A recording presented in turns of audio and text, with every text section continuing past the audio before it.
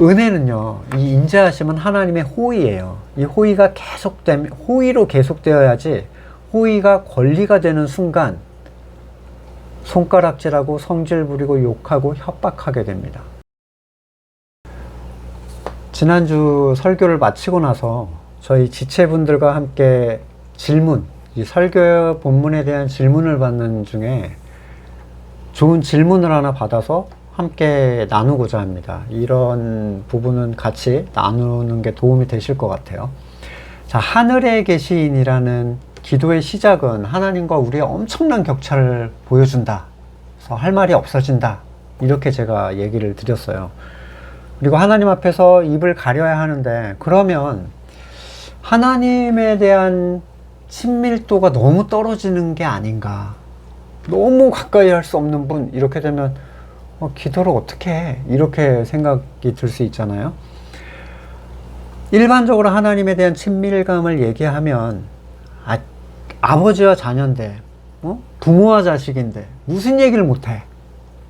엄마한테는 무슨 말이나 다 하는 거야. 또 때로는 화도 내고 짜증도 낼 수 있는 거 아니냐. 이런 무지한 논리로 자기의 타락하고 무식한 선을 구하는 것을 합리화시키는 사람들이 종종 있습니다. 굉장히 많아요. 어떤 의미에선. 부자가 되게 해주세요. 영광을 누리게 해주세요. 아무개는 망하게 해주세요. 하나님 오늘 별이 참 예쁘죠. 저 아가씨 되게 예쁜데요.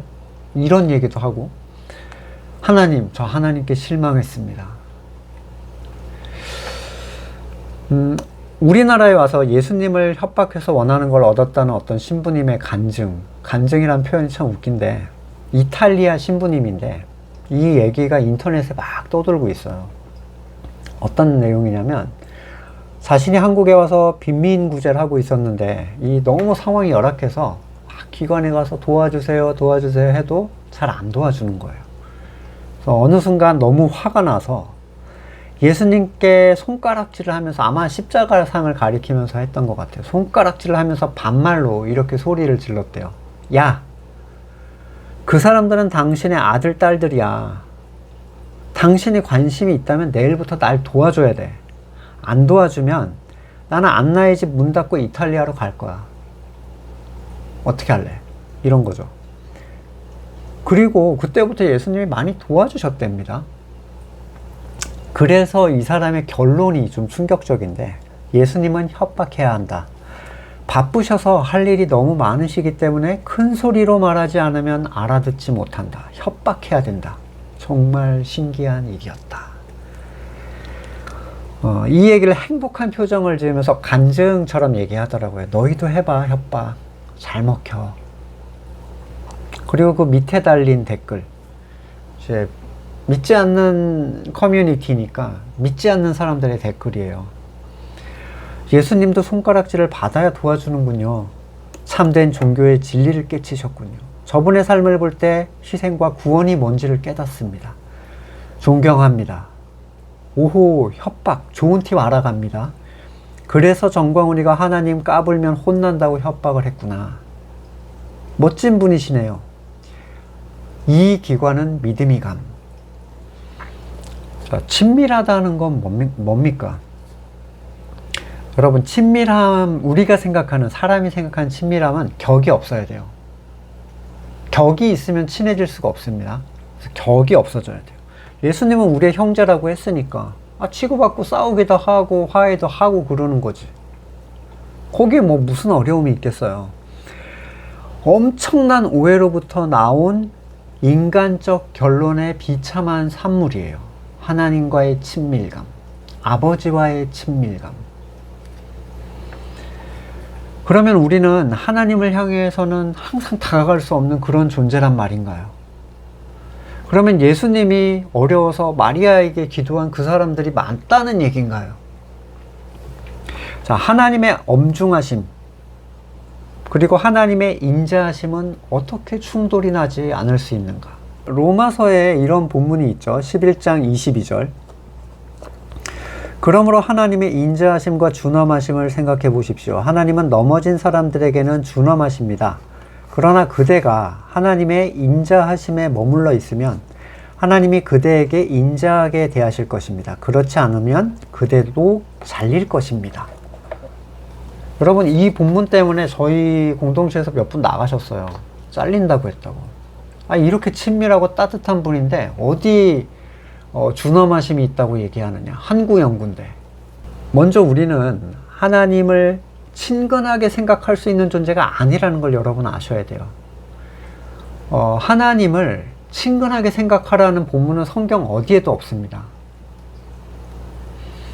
예를 들어볼게요. 저 온갖 범죄의 소굴, 악의 소굴에서 태어난 아이, 그리고 길거리에 버려져서 떨어진 거나 주워먹고 지나다닌 사람한테 얻어맞고 착취당하고 뺏기고 그랬던 아이가 쓰러져서 죽어가고 있는데 그 아이를 데려다가 구해준 하나님의 입장에서의 묘사가 성경에는 묘사가 되고 있어요. 그리고 그에게 그리스도의 의라는 완전한 의의 옷을 입혀줬습니다. 그럼 나는 그리스도의 옷을 입었으니까 하나님을 친근하게 본래부터 알던 세상적인 아빠나 동네 형에게 대하듯이 대해도 되는가? 천만의 말씀이죠. 나는 위축될 수밖에 없어요. 여러분, 은혜를 입은 사람한테는 위축될 수밖에 없습니다. 은혜라는 건 받을 수 없는 걸 받은 거예요. 여러분이 사형당하게 되는 어떤 상황에서 누군가 아무 이유 없이 자기 희생으로 여러분을 건져줬어요. 니랑 나는 동격이다 이러겠어요? 너무 그 끼친 피해에 대한 미안함, 그리고 감히 가까이 갈 수 없는 그 높은 격차에 대한 위축이 되겠죠. 아무리 내가 완전한 옷을 입고 있어도 내가 원래 어떤 존재였는지 아는 사람들은 결코 거룩하신 분을 친근하다라는 표현으로 대할 수 없어요. 아무리 은혜를 많이 입어도요. 은혜를 많이 입으면 많이 입을수록 친근해지기가 불가능하죠. 네, 급이 같아야 친근해지는 거거든요. 저건 나도 너한테 베풀어 줄 수 있는 급이 돼야 친근해지는 거예요. 근데 그분이 자기를 쭉 끌어당겨서 옆에 앉히시고 따뜻하게 안아주십니다. 여러분, 아이들이 어른들 틈에 있을 때 이렇게 쭈구리가 돼가지고 저쪽 구석에 앉아있으면 일로 와봐. 그리고 쭉 당겨가지고 이것도 물어보고 저것도 물어보고 너 좋아하는 게 뭐냐. 그리고 애를 좀 풀어주려고 하는 경우가 있잖아요. 나는 네 과거를 보지 않아. 네 안의 것도 살피지 않을 거야. 나는 네가 입고 있는 그 의의 근거에서 너를 대해줄 거야. 너는 이제 내 자녀야. 더구나 그분의 자녀의 희생으로 내가 구원을 받았단 말이에요. 어떻게? 나는 당신을 격을 맞춰가지고 편한 존재다 라고 얘기를 할 수가 있겠어요. 근데 예수님은 너와 나는 형제라고 대해주세요.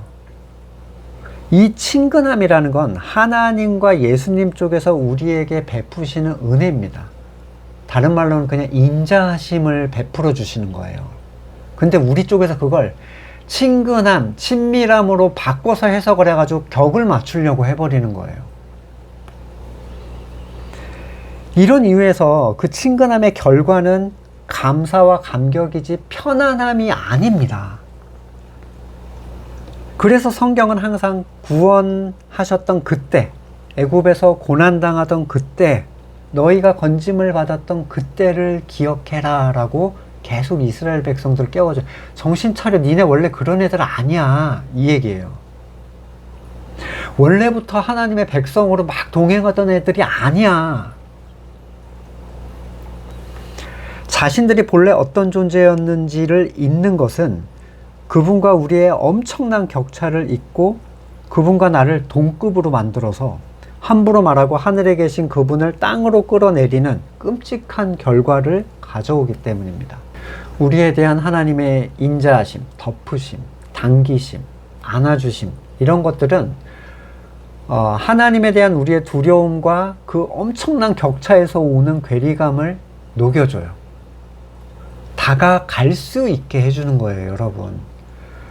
그것은 더 그분의 은혜를 기억하게 하고 이러한 나를 되돌아보아서 그 희생에 합당한 삶을 살도록 겸손하게 만들어주는 것일 뿐 세상이 생각하는 편안함과 친근함의 개념이 절대로 될 수가 없습니다. 어떻게 하나님 앞에서 격이 없이 만드는 것을 친근함이라고 생각을 합니까? 조금만 그리스도의 의를 들춰도 뭐가 보여요? 썩은 내가 진동하는 내 모습이 보이는데, 그 절망성을 가지고 나는 자녀니까 당신은 내 아빠야, 이런 헛웃음 나는 결론을 어떻게 낼 수가 있죠? 그러니까 아까 그 신부 같은 사람이 나오는 거예요. 호의가 계속되면 권리 인주한다. 영화 부당거래에서 나온 명대사죠. 호의를 베풀어 줬더니 당연한 거가 돼버린 거예요. 어느 순간 당연한 것이, 호의가 당연한 것이 되면 격에 맞춰져서 니랑 나는 동급이다 라고 생각하기 시작하죠. 은혜는요, 이 인자하심은 하나님의 호의예요. 이 호의가 호의로 계속되어야지, 호의가 권리가 되는 순간 손가락질하고 성질 부리고 욕하고 협박하게 됩니다. 이스라엘 보세요.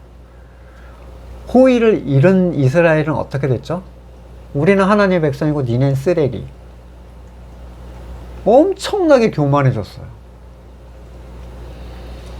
하나님에 대한 친근함은 우리의 옛사람의 발현에도 불구하고 그걸 자꾸 그리스도의 의로 덮으시며 자기 쪽으로 당겨주시는 그분의 은혜에 대한 감사이지, 존재적 격차를 넘어서 동급이 됐다, 이제 아버지야, 아무 얘기나 해도 돼, 이런 역겨운 발상의 결과물이 되어서는 안 됩니다. 그러니 자녀가 아버지한테 무슨 얘기를 못해라고 하고 자기 성구하고 자기 의를 채우는 일이 계속 되는 거예요. 수능 합격기도 이딴 거나 하고 앉아 있는 거죠.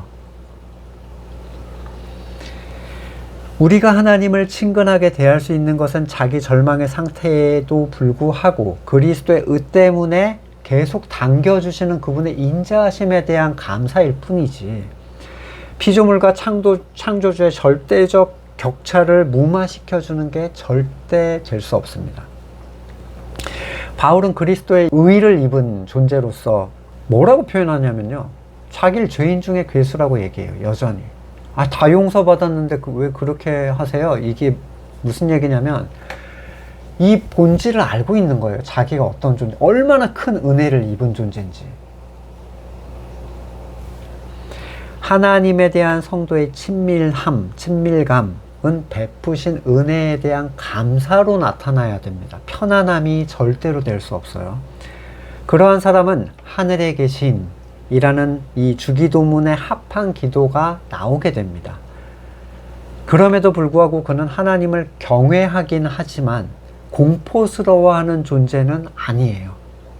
자신이 입은 은혜의 가치와 그 인자하심이 무엇인지 알기 때문입니다. 다음 시간에 뵙겠습니다.